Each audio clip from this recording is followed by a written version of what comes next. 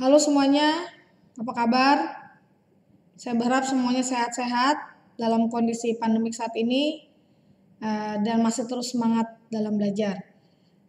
Oke, kalian masih ingat part 1 kemarin kita sudah membahas mengenai konsep perubahan sosial dan dalam video kali ini, video yang kedua itu kita akan membahas mengenai teori-teori perubahan sosial dan bentuk-bentuk perubahan sosial. Sudah siap belajar bukan? Yuk kita mulai. Oke, kalian bisa lihat ini adalah salah satu hal yang pernah terjadi di masyarakat sampai dengan saat ini. Dimulai dari masa sebelum Masehi sampai dengan saat ini kita melihat perkembangan atau perubahan dalam masyarakat ini cukup pelan terjadi namun pasti. Ya, kita lihat di gambar pertama itu ada sistem barter. Jadi kalau ditanya perubahan sosial itu nyata nggak di masyarakat? Jawabannya pasti nyata. Salah satunya ini yang tidak terasa pelan-pelan tapi pasti ya, sistem barter. Nah di sistem barter itu adalah saat benda satu dan benda lain itu bertukar didasari oleh kebutuhan manusia yang berbeda-beda. Saya baca dari berbagai literatur itu ada misalnya ketika orang membeli tanah itu dia harus menukar dengan beberapa kuda. Sehingga pada akhirnya manusia berada dalam satu titik bahwa value dari kuda dan tanah agak sulit untuk dilihat keseimbangannya atau keakuratan dalam pertukaran. Sehingga terus bergerak, lalu manusia mulai mengenal logam mulia dan emas, ya. Dan dalam proses selanjutnya masyarakat mulai menciptakan uang kertas, ya. Dan bisa kebayang ketika ada uang kertas, proses pembayaran sekian miliar itu akan sangat merepotkan kalau misalnya semua dalam bentuk uang. Berapa banyak yang harus disediakan dan dari segi keamanan juga sangat tidak aman gitu ya. Karena orang semua tahu kalau dia bawa uang banyak seperti itu. Nah, akhirnya muncullah bank kemudian bertransformasi untuk menciptakan biliet giro, itu cek atau biliet giro, sehingga uang dalam jumlah besar tidak langsung diwujudkan dalam uang kertas seperti itu yang banyak, tapi melalui giro. Nah, mulai ada kesimpulan di sini menurut saya gitu. Lalu berkembang selanjutnya dan sekarang kalian boleh melihat bahwa ada e-money, bahkan di beberapa e-banking ada top up e-wallet ya kalau kalian bisa mengikuti. Itu baik juga. E-money terus misalnya bentuknya dulu itu malah dari mulai debit, kartu debit ya, sampai sekarang nggak perlu kartu debit, tapi ketika kita isi kita transfer melalui e-money, kita bisa naik Transjakarta atau kita bisa naik kereta api gitu ya hanya dengan kartu. Nah, ternyata manusia nggak puas juga dan ini cukup cepat terjadi saat ini transformasi penggunaan cashless ya. Sekarang sangat ngetren banget, bahkan sangat menguntungkan.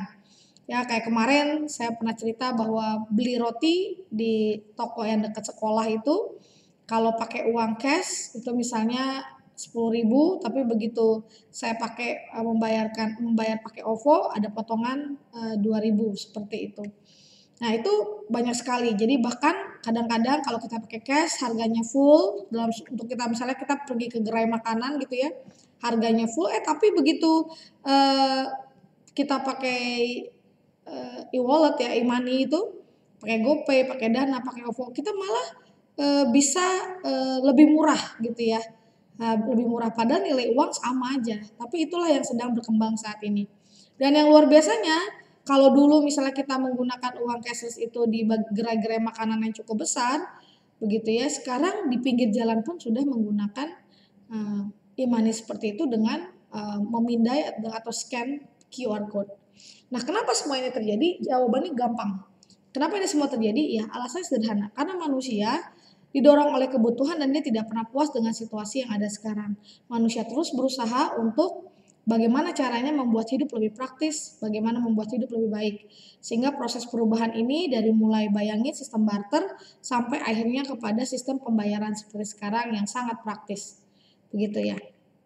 Nah, Kalau gitu perubahan sosial itu apa? Ya, ini untuk mengingatkan aja. Perubahan sosial itu adalah perubahan yang terjadi dalam masyarakat yang mempengaruhi sistem sosial seperti nilai, norma, sikap, dan pola perilaku di antara kelompok-kelompok di dalam masyarakat. Ya, eh, pertanyaan saya gini, apakah ketika sistem cashless seperti itu berlangsung, apakah perilaku masyarakat berubah? Ya jelas berubah.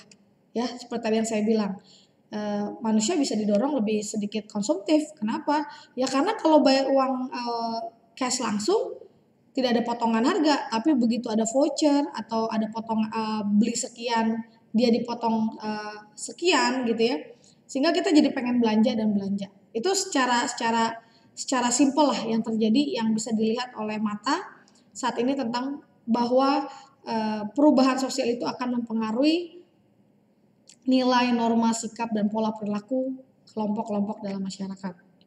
Nah, ada beberapa teori dalam perubahan sosial, yaitu pertama teori evolusi. Oke, sebelum kita melangkah lebih jauh, mungkin ada yang bertanya, apa sih kegunaan kita belajar atau tahu mengenai teori perubahan? Jawabannya adalah supaya kita mampu menganalisis fenomena-fenomena atau realitas yang terjadi dalam masyarakat berdasarkan teori-teori dan cara pandang yang tepat gitu ya. Jadi teori-teori ini teori-teori yang nanti kita akan pelajari bisa teorinya memang satu teori dengan satu teori itu sejalan, ada yang sepertinya tidak sama, tapi semua memiliki dasar-dasar pandangan dan ahli-ahli yang mendukung yang akhirnya nanti kita bisa pakai ketika kita menilai atau kita mengamati fenomena yang terjadi di masyarakat ya dengan lebih tepat. Teori yang pertama adalah teori evolusi. Nah, teori evolusi ini menganggap bahwa perubahan sosial terjadi perubahan sosial terjadi itu memiliki arah tetap dan berkembang secara lambat untuk waktu yang lama. Jadi evolusi ini kata kuncinya adalah berlangsung lama dan mengambil waktu tidak cepat ya. Jadi lambat sekali. Lalu perubahan sosial dalam teori evolusi jarang menimbulkan konflik karena perubahannya berlangsung lambat dan cenderung tidak disadari. Saking lambatnya masyarakat nggak berasa tuh bahwa mereka sudah mengalami perkembangan. Begitu. Nah, dalam teori evolusi ada ahli yang namanya Alex Ingalls. Dia menyatakan bahwa ada 3 teori utama dalam evolusi, yaitu pertama Unilinear Theories of Evolution, kedua Universal Theory of Evolution, dan yang ketiga Multi-line Theory of Evolution. Bedanya apa? Oke, satu-satu ya. Dalam teori Unilinear Theories of Evolution, dia menganggap bahwa semua masyarakat mengikuti garis yang sama dalam perubahan. Sehingga dalam teori ini jelas-jelas dia mengatakan bahwa masyarakat itu berubah dari kehidupan sederhana ke kehidupan yang lebih kompleks itu melalui tahapan-tahapan. Dan tahapan-tahapan yang dilalui itu oleh masing-masing kelompok masyarakatnya melewati perubahan yang sama. Jadi di Unilinear Theory of Evolution dia mengatakan bahwa masyarakat berubah dari hal yang sederhana ke hal yang kompleks itu melalui tahapan. Yang kedua namanya Universal Theory of Evolution. Dia menganggap bahwa perkembangan masyarakat tidak melalui perubahan yang tetap. Jadi pada dasarnya kebudayaan telah mengikuti satu garis evolusi. Jadi dia mengatakan karena masyarakat berubah melalui satu garis evolusi berarti tidak melalui tahapan. Gitu ya. Contohnya misalnya dari masyarakat homogen ke masyarakat heterogen. Yang misalnya kenapa bisa masyarakat homogen menjadi heterogen? Ya dipengaruhi misalnya dengan pemicu fenomena pindahnya masyarakat desa ke masyarakat kota. Dia nggak melalui tahapan, tapi memang terjadi mengikuti satu garis aja, garis evolusi tertentu. Nah, yang ketiga namanya multi-line theories of evolution. Dia mengatakan bahwa perubahan sosial itu disadari pada saat ada research. Ya, contoh misalnya dalam teori ini mungkin seperti kayak sosial media. Misalnya ketika manusia secara riset disadari bahwa waktu yang sibuk membuat manusia butuh interaksi, lalu terciptalah sosial media, di mana interaksi manusia tidak hanya dibatasi pada yang nyata saja, tapi dunia maya. Dan kita bisa melihat sekarang bagaimana pesatnya sosial media mampu memenuhi kebutuhan-kebutuhan manusia, bahkan bisa mengubah perilaku manusia, dan terkhusus dari segi interaksi interaksi manusia bisa terpenuhi baik di dunia nyata dan dunia maya. Jadi seperti itu ya. Nah, berikutnya ada teori linier atau teori perkembangan di mana dalam teori linier itu mengatakan proses perubahan mengarah pada satu titik tertentu. Kalian bisa lihat ya. Jadi kalau di dalam teori perkembangan itu ada titik yang ingin dicapai. Di mana teori ini berpandangan bahwa masyarakat itu secara bertahap berkembang dari masyarakat primitif ke masyarakat tradisional, terus menjadi masyarakat modern. Jadi nggak bisa tuh dari primitif dulu langsung ke modern. Kenapa? Karena ada tahapan perkembangan. Memang tujuannya pasti ke masyarakat modern. Kenapa modern? Ya itu karena dibuktikan dengan berkembangnya negara-negara bahwa ada kalanya dari negara misalnya negara terbelakang kita akan berproses menuju masyarakat yang maju gitu ya. Jadi intinya dalam teori ini berpandangan bahwa masyarakat akan menuju satu titik yang lebih baik dari yang sebelumnya. Nah, kalau teori perubahan teori siklus ini adalah teori yang berbeda dengan teori perkembangan. Ya, pertama, teori siklus melihat perubahan sebagai satu fenomena yang berulang-ulang. Jadi beranggapan bahwa masyarakat tidak berkembang di satu titik saja, tapi bisa saja masyarakat itu mengalami satu fase perkembangan yang tidak dapat diarahkan dan direncanakan, sehingga apa yang terjadi pada saat ini memiliki kesamaan atau kemiripan dengan yang terjadi sebelumnya. Contohnya apa? Contohnya misalnya ketika manusia itu tren baju, ya ada namanya tren.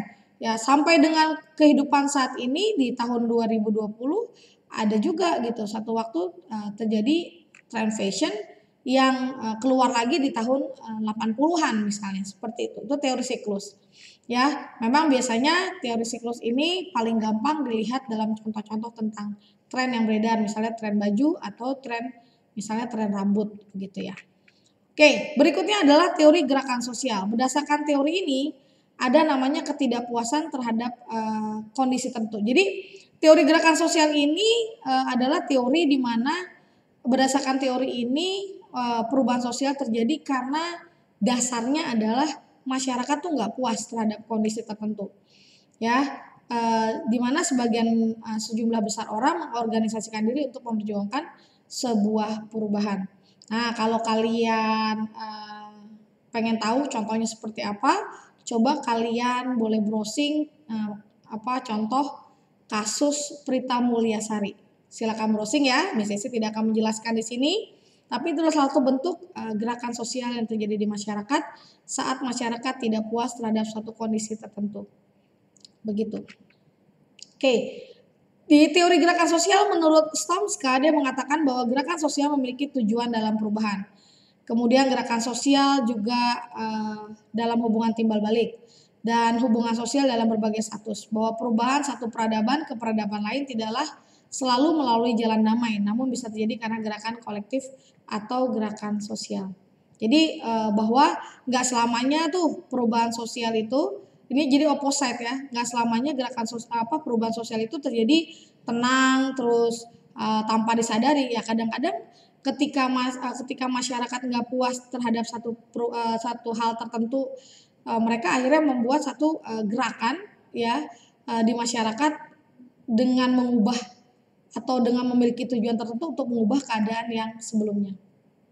Nah, teori berikutnya adalah teori modernisasi yang melihat bahwa perubahan negara-negara terbelakang akan mengikuti jalan yang sama dengan negara di industri barat. Jadi ada satu keyakinan dalam teori modernisasi bahwa negara terbelakang itu pasti akan mengikuti ke depannya itu mengikuti negara-negara industri. Ya. Dan cara itu akan didapat melalui proses modernisasi sehingga negara terbelakang menjadi negara berkembang. Nah, kalau teori konflik ini salah satu teori yang berpengaruh adalah teori konflik yang digagas oleh Karl Marx.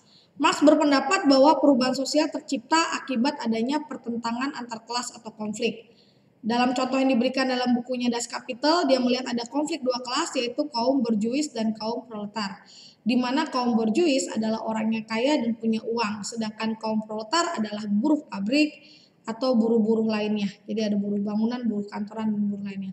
Jadi teori konflik ini mengatakan bahwa dalam masyarakat akan terjadi kelas-kelas sosial yang saling bertentangan satu dengan lain, di mana pemilik modal memiliki kepentingan yang berbeda dengan kelas sosial yang berada di bawah, seperti itu. Dan kelas sosial yang lebih tinggi akan berusaha mempertahankan posisinya, seperti itu. Ya, oke, saya rasa itu dulu.